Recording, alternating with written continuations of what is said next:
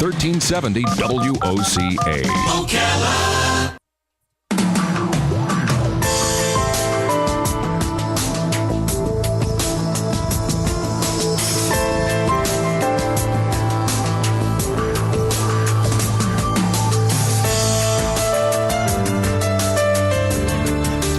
All right, 5 minutes after 10 o'clock. Thank you for tuning in.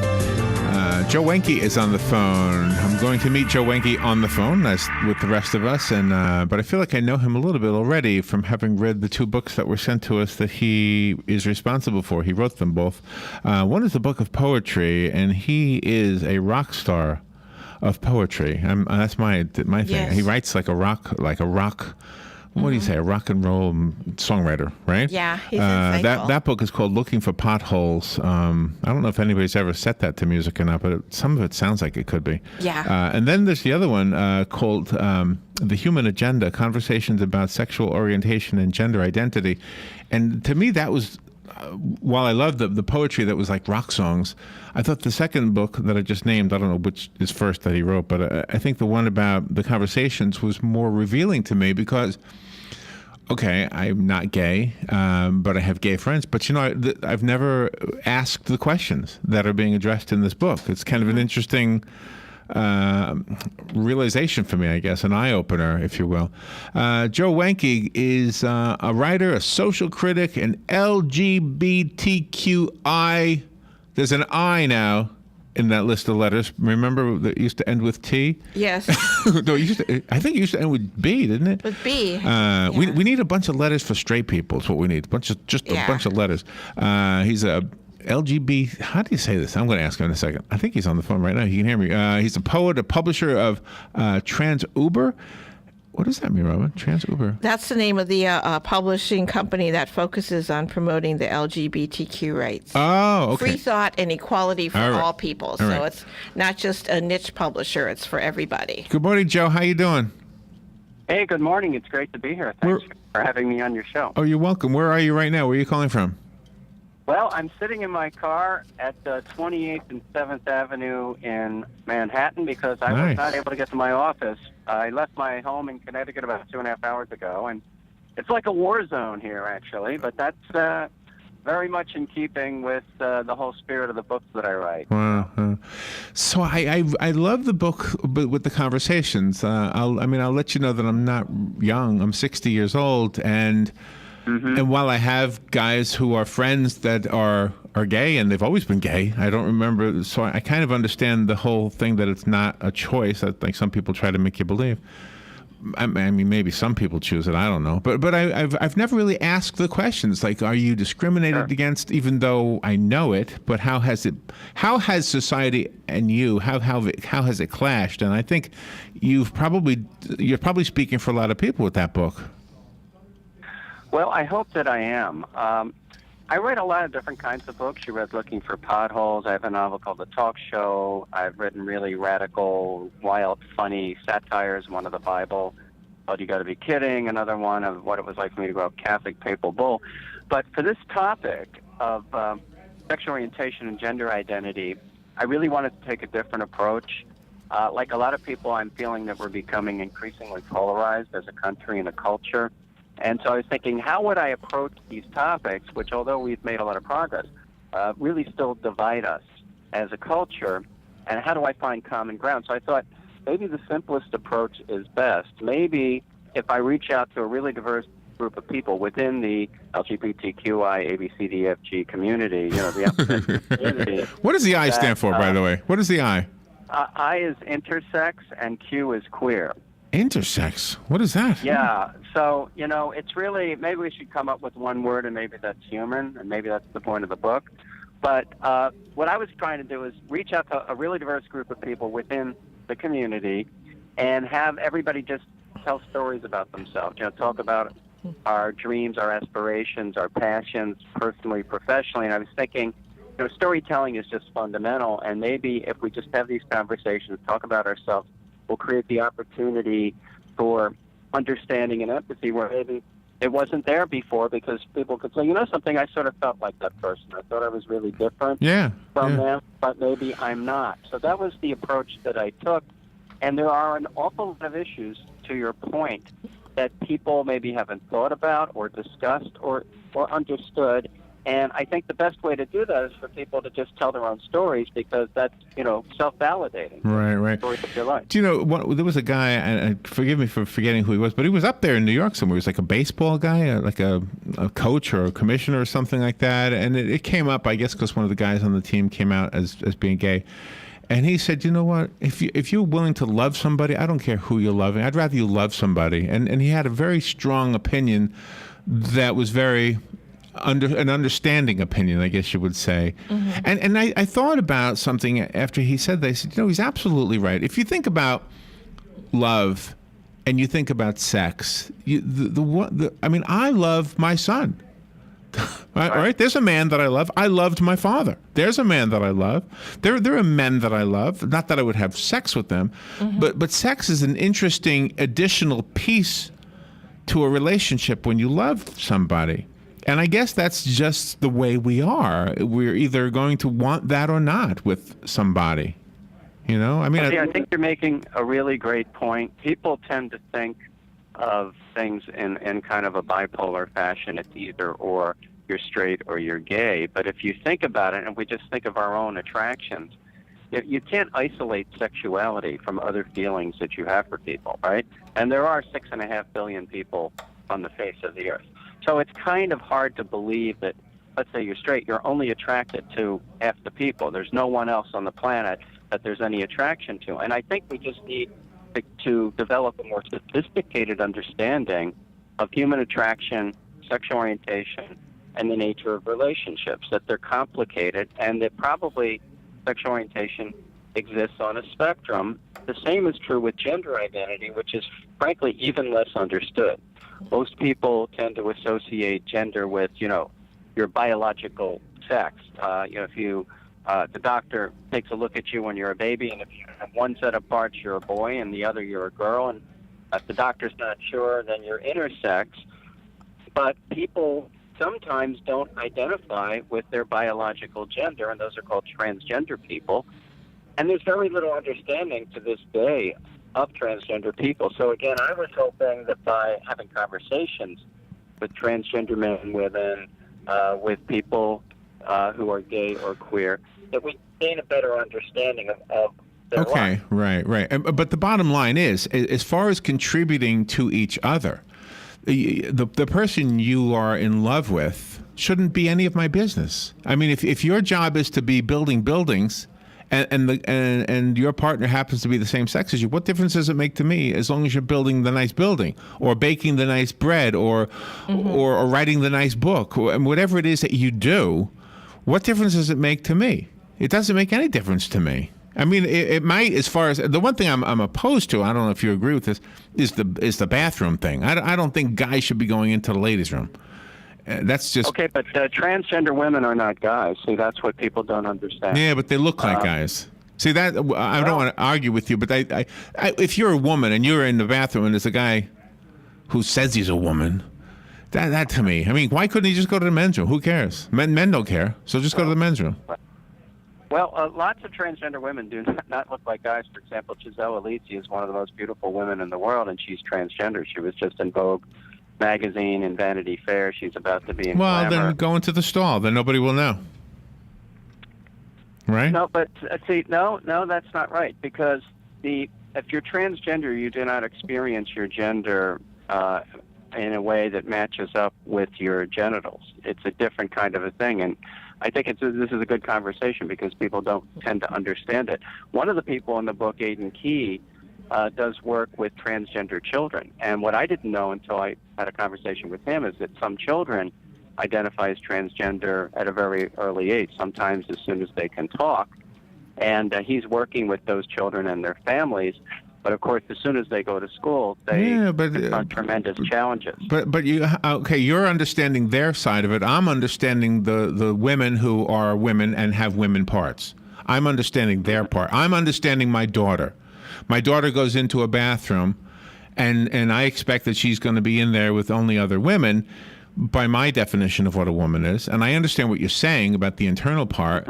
And she's in there, but you don't see anything in the bathroom anyway. I mean, who really sees genitals in the bathroom? Mm-hmm. Well, maybe this is another taboo that we have to overcome. I mean, there are a lot of, increasingly in the fanciest restaurants in Manhattan, there are private bathrooms. Yeah, that's the way to go. Some places, that's a good way to go. But there are other, places around town here where it's just unisex.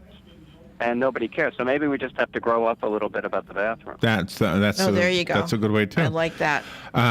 Look, we need to take a little break. You are a very talented writer. I love the fact that it's so revealing. The Conversations book, The Human Agenda, and I really think you have written some rock songs here. Has anybody put music to these things? No, I haven't, but actually I do write songs, and it's something that I'm going to be getting into more and more. In fact, I just mentioned Giselle. She's a great singer.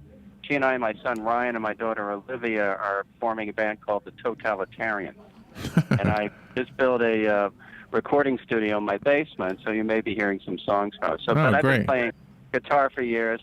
And yeah, I mean, my consciousness is kind of a rock and roll consciousness, and the poetry isn't like what people would think of poetry. It's fun, it's funny, it's entertaining. You can get it right away, and it's very much rock and roll. It's in your face. It's in your face, like rock and roll, which is what I love. Exactly. Joe, can I ask you to hang on just a second? We need to take a little break, and we'll be right back. Joe Wenke, calling from his car somewhere in Manhattan, the city I love. Yeah. We'll be right back. The weather is brought to you by myfwc.com. Safe boating is no accident. More clouds and sunshine for today with a shower or thunderstorm this afternoon or this evening. High between 85 and 87. Later on tonight, partly cloudy, low 65 to 70. Partly sunny for the day tomorrow with a high between 80 and 86. And then for Saturday, partly sunny, and we'll have a warm afternoon with a high Saturday between 87 and 90. From the Florida Weather Center, I'm meteorologist Brian Thompson. So you need a credit card, but how do you choose? Let's compare the big banks to Florida Credit Union. They have rewards, and we do too. They have customer service. Hello, 24/7. They have celebrities. Hey, Danny. But with Florida Credit Union, there's no annual fee, no liability for fraudulent charges, and no 22% interest rates. Choose Florida Credit Union, and you'll not only have a great credit card, but you'll have the support and personal touch that the big banks, well, can't touch. Florida Credit Union, connecting your money to your life.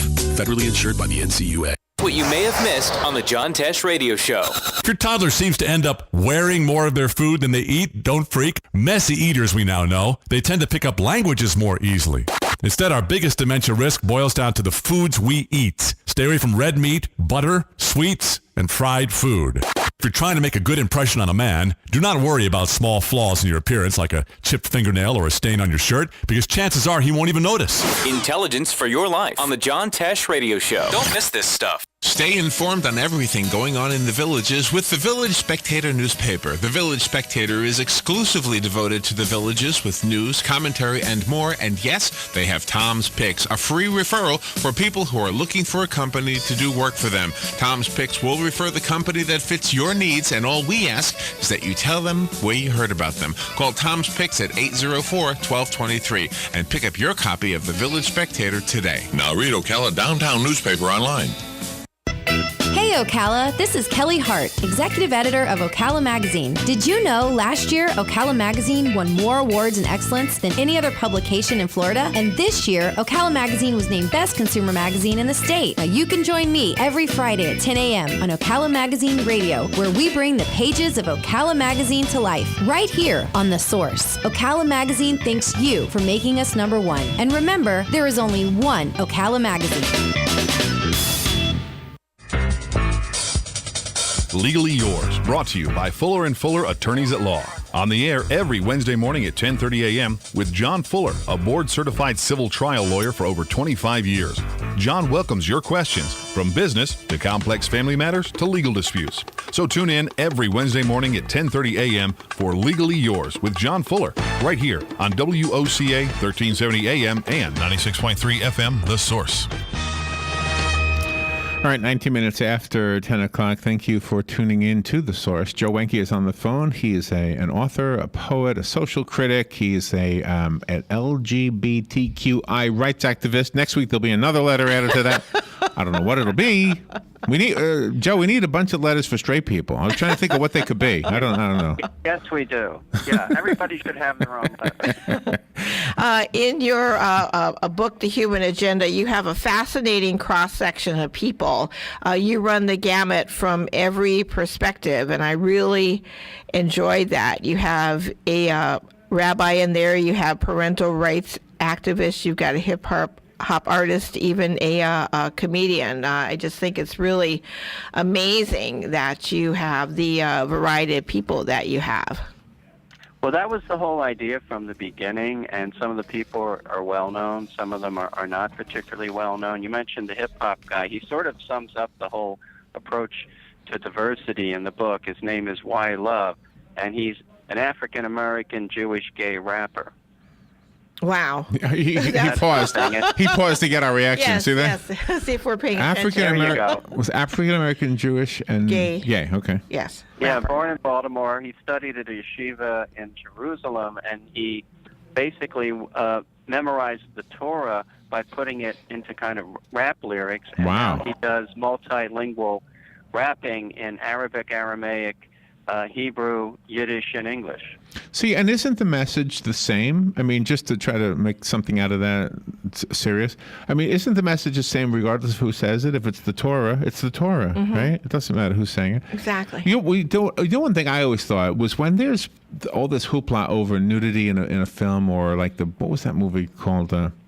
The Gay Mountain movie. What was that movie called? Brokeback Mountain. Brokeback. Okay. Yeah. Okay. Why do we have such a hard time with that, but no hard time over movies that show people's heads getting blown off? You know, I'll never understand that. It doesn't make any sense to me at all. Well, people are still hung up about sex, but they love violence. Yeah, it is kind of crazy. You know? Unfortunately, we're inundated with violence too all the time. So what is the real violence that's most disturbing? The one on the news, not in the video games. Right. So let me ask you about what's the guy's name, Robin? Who's every tabloid has got this guy. He's changing his sex. What's his name? Oh, Bruce Jenner. Bruce Jenner.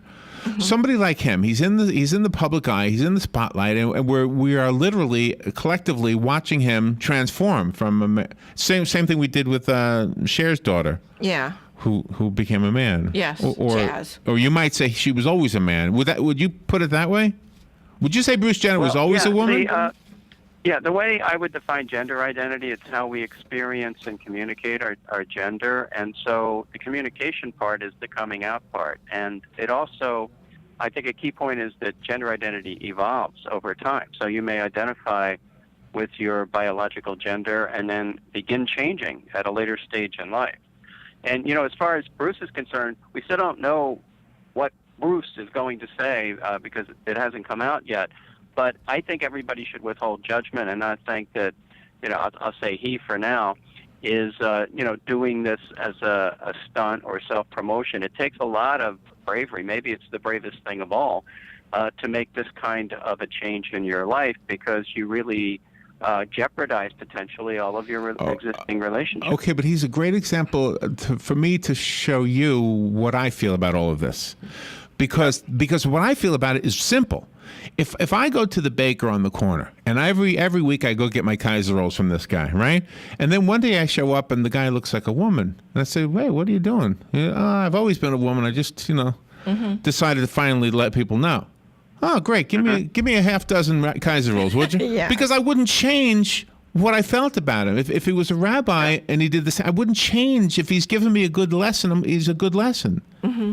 Well, that is the attitude. That's a great attitude. You're being open to the person, and you're not judging for reasons that should not really be a problem. It's hard to say why people have problems with this. And what's weird, try to dig down. What's weird, Joe, is that it seems to be more for men than for women. And let me explain what I mean by that. If Lady Gaga decides to come out onto a stage and look really feminine, that's great. If she comes out and looks like a man, which she did one time, yeah, she did. That was great. Everybody said that's great. Yeah. But if a man does the exact same thing, he shows up, like one of the Beverly Hillbillies one day, and like Princess Diana the next. all of a sudden, everybody's upset about him. Well, you're on a very, very profound point. And here's the question: why is it that a biological male communicating femininity, let alone becoming a transgender woman, creates such hostility, primarily in other men? Is it that they're insecure about their own sexuality? Are they confusing sexuality with gender identity? It's a really profound question. It is a weird thing. People are at risk because of them. There's a statistic that GLAAD did some research, and 45% of the hate-based murders are of transgender people, transgender women specifically, I should say. There aren't any around. So it's dangerous to be a biological male and walk down the street and to communicate femininity. In fact, Ian Harvey, the trans man reading the book, made a good point. He thinks that most of the spontaneous attacks on gay men are really gender-based. In other words, if somebody's walking down the street and they're not communicating femininity as a male, how do you know they're gay? You wouldn't even know then. No. But if two guys are holding hands, despite the fact that a lot of people are still are rather coming to terms with the idea of same-sex marriage, that freaks people out. They are uncomfortable with that. Why is that? That's a good point, yeah. And what you are so well expressing in your books is that we seem to be too hung up on political correctness that we forget that people are people. We all cry, we all have feelings, we all love, and we just want to feel like we contribute to our world. And that's really what it comes down to, and that's what I'm trying to get across in this book. The reason I call it the human agenda is I was writing a piece for the Huffington Post a little over a year ago about the persistence of the phrase the homosexual agenda, which is a form of hate speech that was developed by the religious right back in the 90s, and it's basically saying that there's this vast conspiracy of gay people trying to undermine the values of America, and of course there's no such conspiracy because people just aren't that organized. Everybody's just going around living their lives. I thought to myself, there really is no such thing as a homosexual agenda. There's just the human agenda, and what's that? It's life, liberty, and the pursuit of happiness. We all have the same goals. We're all human beings. And you're right, if the baker's a good baker, who cares if he's gay or straight? Well, but there is an agenda from, and I mean, you said the religious right. That's picking on Christianity. I don't know that that's across the board. I mean, but look at what the ISIS guys are doing. I mean, don't move over there. Yeah, do you know what happened to me, Joe? I'm 60 years old, so it's been a while. But when I was younger, I was the guy with the guitar sitting in bars singing songs. And do you remember the song "Killing Me Softly" with his song by Roberta Flack? Okay. Yeah. Well, the story was that she went to see Don McLean, and she was very moved by him, and she mentioned it to her producers, and they wrote that song for her. Okay. Wow. Well, so I thought, well, I'm also moved by Don McLean's song, so when I would cover that song in a bar, I would sing it exactly as it was written. I didn't change the gender. And boy, oh boy, did I heard about it. Everybody told me, you can't be singing it that way. You got to change it. Killing Me Softly with her song. I said, yeah. I said, yeah, but it's about Don McLean. I'm not gay. That's the way to do it. That's what the Beatles did in Boys. They're singing about boys. Remember that old one? Boys. When a boy kissed a girl. I can't remember that song. Around the world. Yeah. Oh, yeah. The song Boys. I know it. Now I know the song you mean. Yeah. I never thought of it that way. Well, Joe, I think if there is anything that we need to do as a people to become better as a people, it takes writers to do that. I really, truly think this is true throughout history. So you're contributing to that. And the rock songs, you have to get your guitar out and sing them, I think. Yeah, Absolutely. you do. The poetry. Looking for Potholes. Yes. So I have a copy of Looking for Potholes, and I have a copy of The Human Agenda. If you would like the two books that Joe sent us, you can call me and get them from me. I'll leave them for you here. The rest of us have to go buy them. However, Joe, do you have a website for yourself? I do. It's joewenke.org, and you can follow me on Twitter at Joe Wenke. Let me spell your name for the listeners. It's Joe, Joe, and then Wenke, Wenke. And Robin actually put it already on the website. Go ahead. I'm sorry. No, that's it. You got the spelling right. Well, thank you. What's the weather like in New York? It's becoming overcast, but it's an okay day. We've had a horrible winter. I'll be up there. I'm going to deliver a plate to a church in the Bronx. Yes. Cool. Well, the weather's getting better. Oh, good.